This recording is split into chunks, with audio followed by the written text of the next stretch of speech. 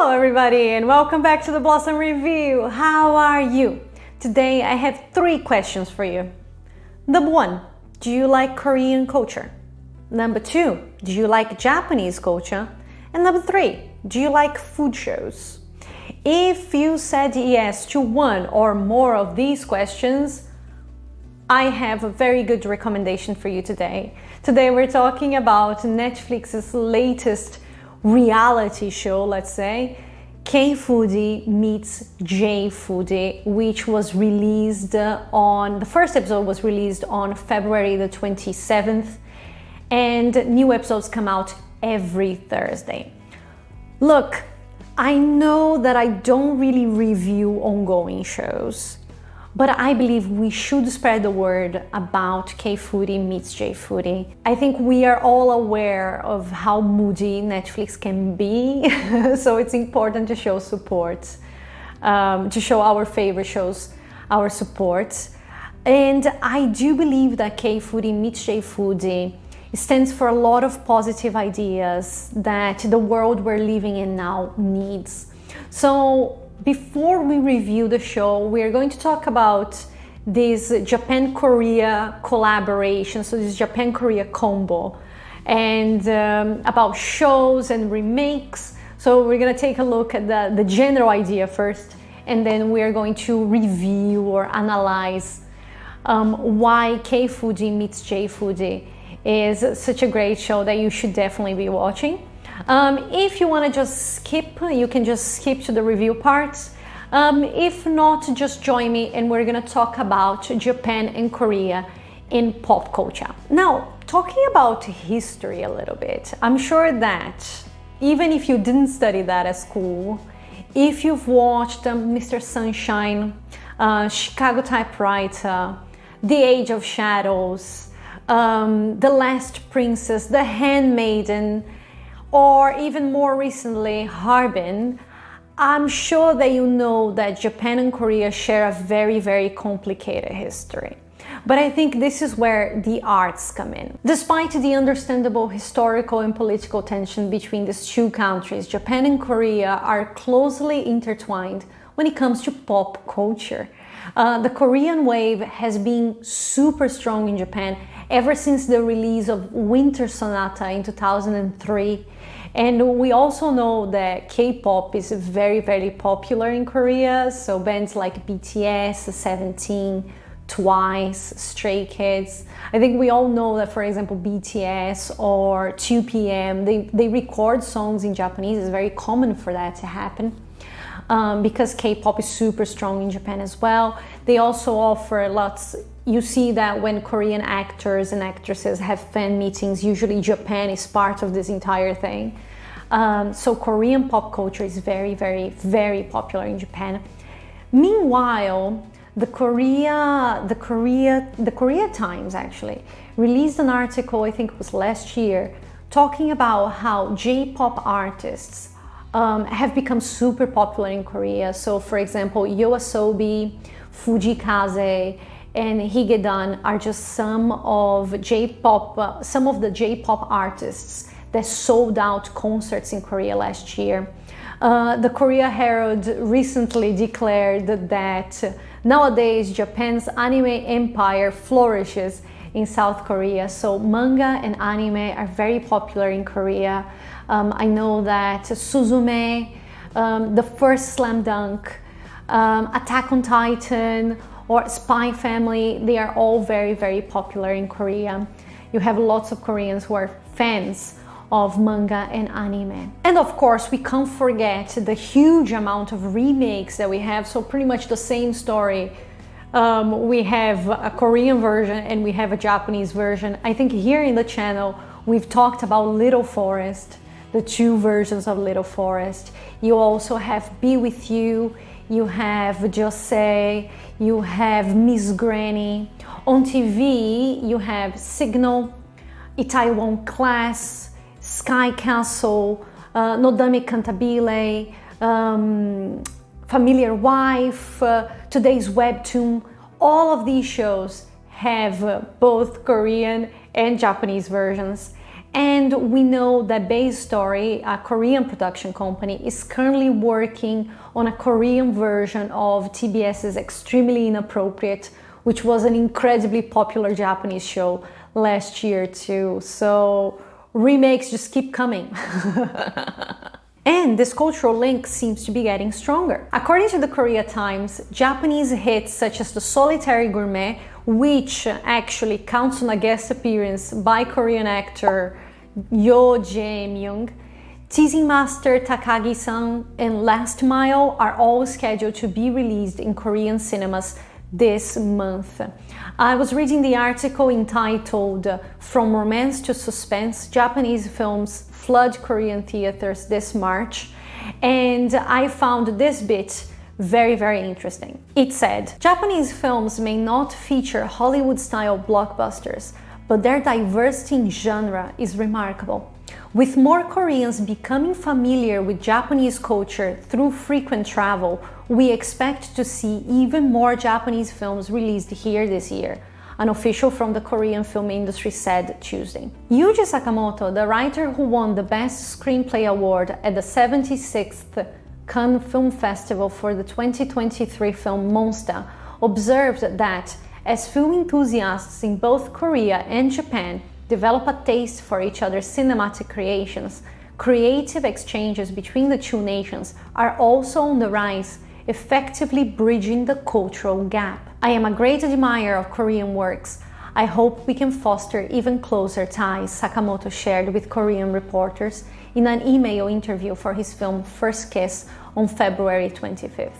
Discussing potential collaborations, he added, I have had the privilege of collaborating with outstanding Korean creators thus far.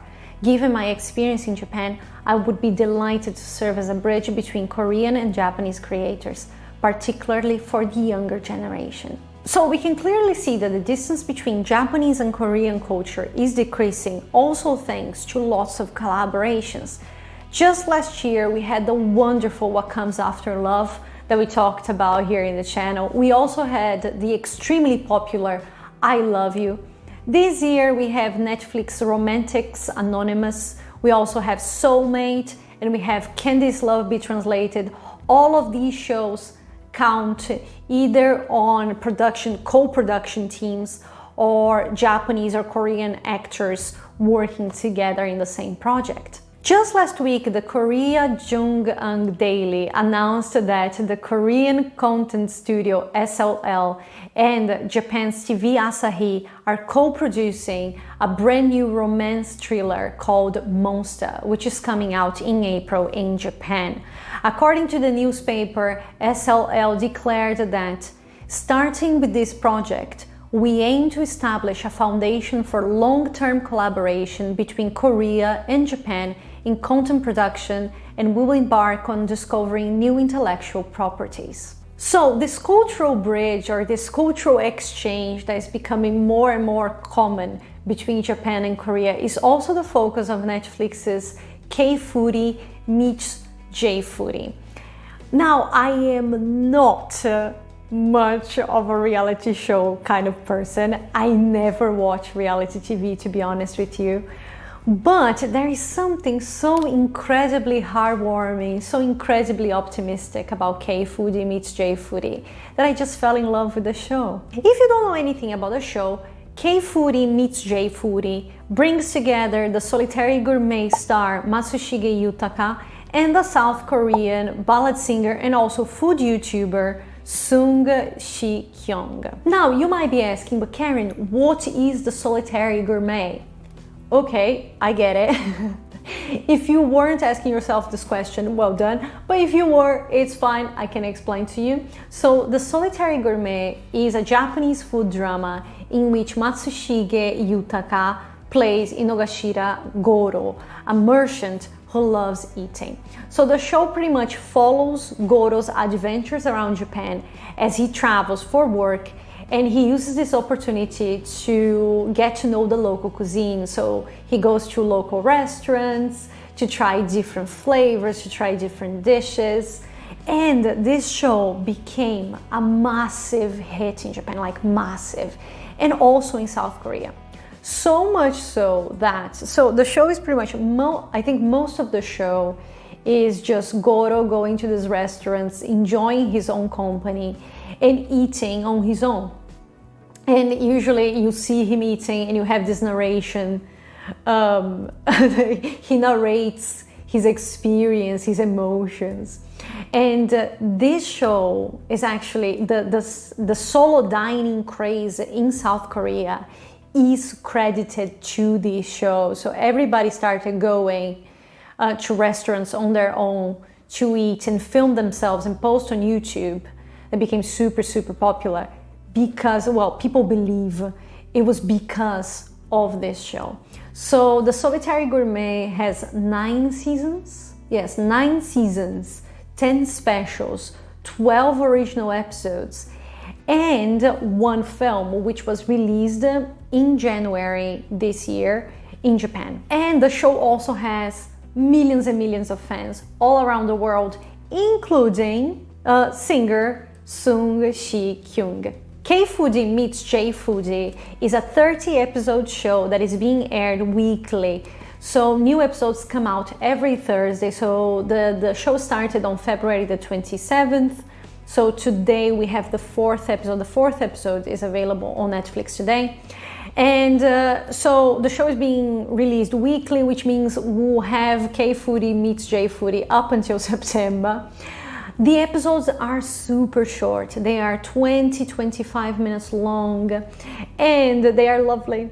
So the episodes focus on Sung and Matsushige as they go around Japan and Korea, introducing each other to different restaurants, different dishes, and exploring each other's culture and language together, which is just wonderful to watch. The reason I say this makes for a wonderful watch is because K-foodie Meets J-foodie not only celebrates food and the ritual of eating, but it also celebrates cultural differences. It illustrates the beauty of cultural exchange, of creating connections beyond nationality and language, which I think is a very, very important message right now. So despite all the things that might make us different, every single human being on earth needs to eat. But eating is not just about nourishing our bodies. I think food plays a very, very important emotional, cultural, and social role in our lives. I mean, emotionally, we can say that food not only warms our bodies, but it warms our souls. You can say that food is comforting, is encouraging. Your favorite dish might make even the worst of days a little bit better. Also, the act of cooking and feeding others also carry a lot of meaning. I mean, we all have dishes that reminds us of our childhood, that reminds us of a special moment of in our lives, or a loved one that might not be around anymore. For my mother, for example, my grandparents' cooking meant everything to her. If you asked her, she would say that nobody roasted ham better than my grandfather, or nobody made lasagna better than my grandmother. For me, my mom's eggplant parmigiana is the best thing in the world. So their cooking is a token of their love and care for us. And the flavors become this nostalgic symbol of it. And I think we all have examples like these. And even in the show, in the 3rd episode of K-foodie Meets J-foodie, Sung explains to Matsushige the Sam culture in Korea. So Sam is when you wrap the meat with leafy greens. And he says that feeding your friends and family the Sam that you made is their way of showing affection. But the emotional reactions to food don't stop there. It's curious to see how the first episodes of K-foodie Meets J-foodie constantly compare their experiences to Goro's experiences in the Solitary Gourmet. So if you are a fan of Solitary Gourmet, this show is definitely a must-watch. And this is where the line between reality and fiction becomes a little bit blurred, because Matsushige and Goro seem to become one when in front of food. So the way that they react to the dish in front of them, and the way that they explore the emotions that the food evokes, is very, very similar, both the actor and the character. So, and it's so nice for us to watch that, because Sung is a huge fan of Solitary Gourmet. So for him, it's like bringing the television series to reality, as he sees the show play out in front of him right there. So it's really heartwarming, let's say, to watch Sung observing Matsushige eat and to see how they explore this emotion that the food evokes. Culturally, food can represent the traditions and the history of an entire group of people. So for example, in the first episode, Sung and Matsushige go to a Chinese restaurant in Ikebukuro in Japan. And there they meet Mama, the Chinese chef who owns the restaurant that they go to. And they order a portion of tantan men, which is a spicy kind of noodle originally from China. And Mama is from Si-kyung. Guys, my Chinese is worse than my Japanese and Korean combined, but she's from Sichuan, and she explains that work can be tough there because there are a lot of mountains. You need to carry loads and climb up the mountains. Tan means to carry. That's why it's called tantanmen. So not only are the ingredients from a particular area, in this case the Sichuan peppercorns have been used in China for centuries, but also the way that these ingredients are harvested, transported and prepared, they reflect an entire culture. In this case, a single dish represents the hard work of millions of people throughout time and generations in China. And of course, food also gives us the opportunity for socialization. Over a meal, people get to know each other. They share their fears and hopes, they laugh and cry. Food offers us an excuse to put different people around the same table to savor the same things. So in episode 2, for example, it's cute to see Matsushige and Sung talking about how the coffee shop that they go to is the perfect place for a date. And then Matsushige shares that every now and then he stops by the coffee shop with his wife because the coffee shop has this beautiful view, right?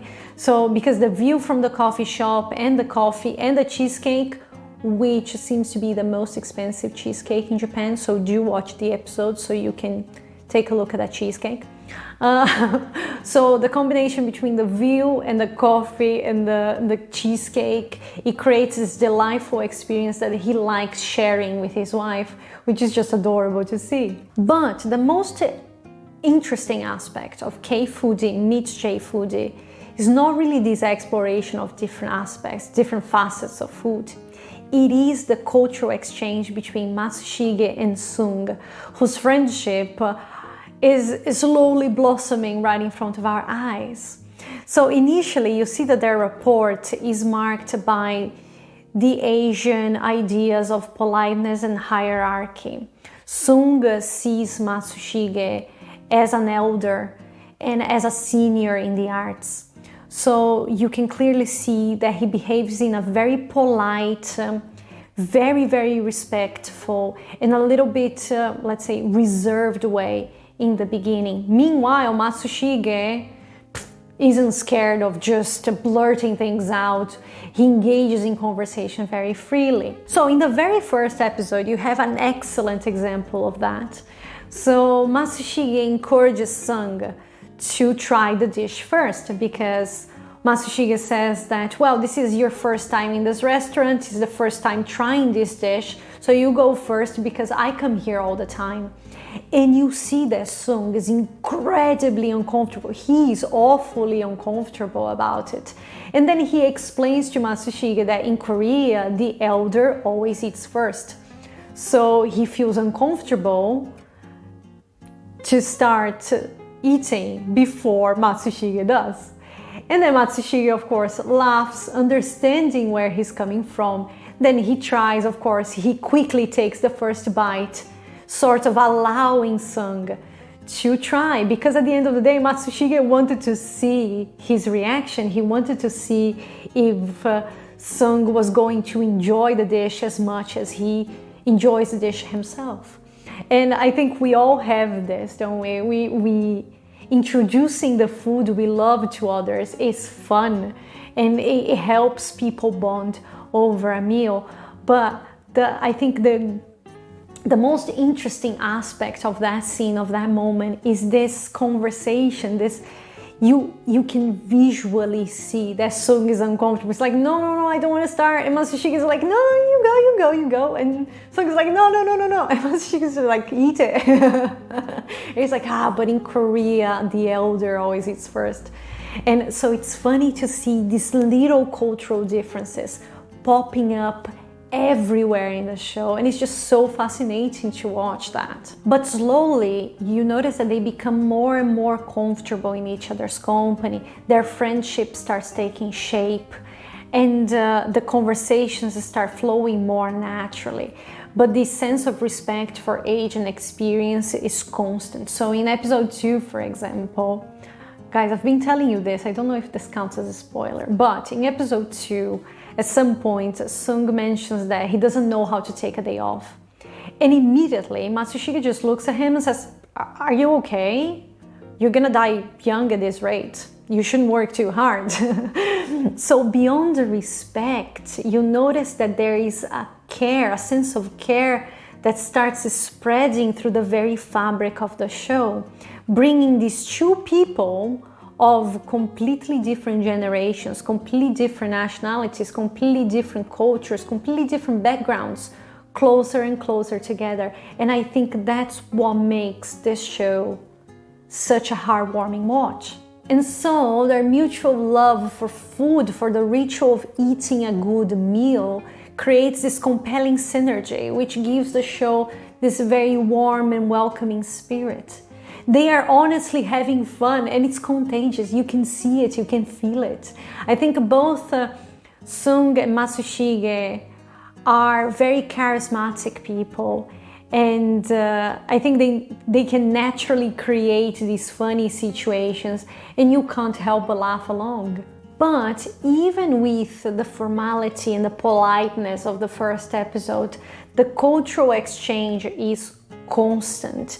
They are constantly asking each other questions about their countries, their cuisine, their traditions in the kitchen, but also at the table. Because for them, the cultural differences between them aren't frightening. They aren't threatening in any way.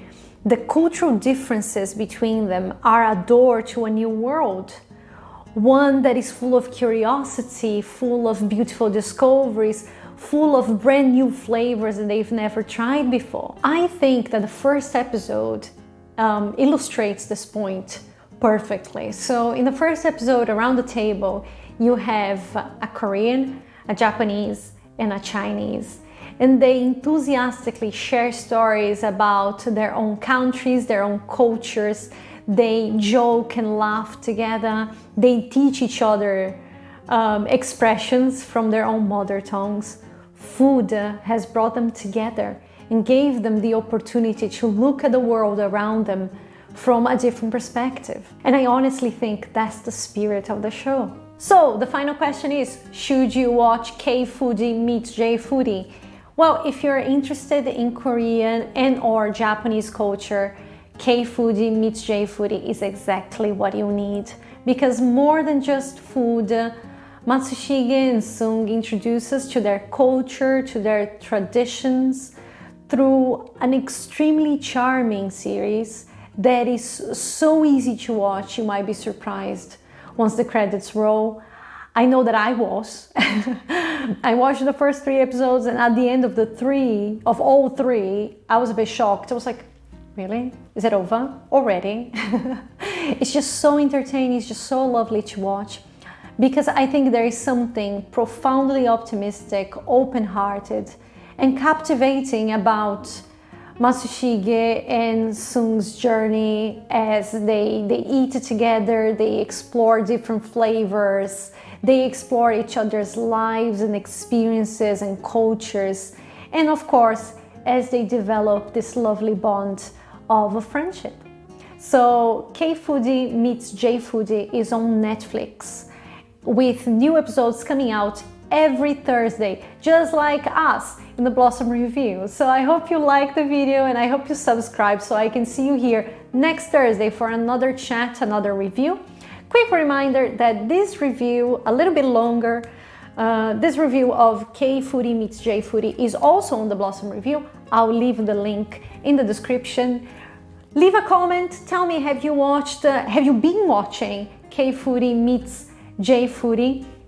And I hope you take very good care of yourself. I hope you have a lovely day today and a lovely weekend ahead. And I'll see you here next Thursday. Take care of yourself. Big kiss. Thank you. Bye.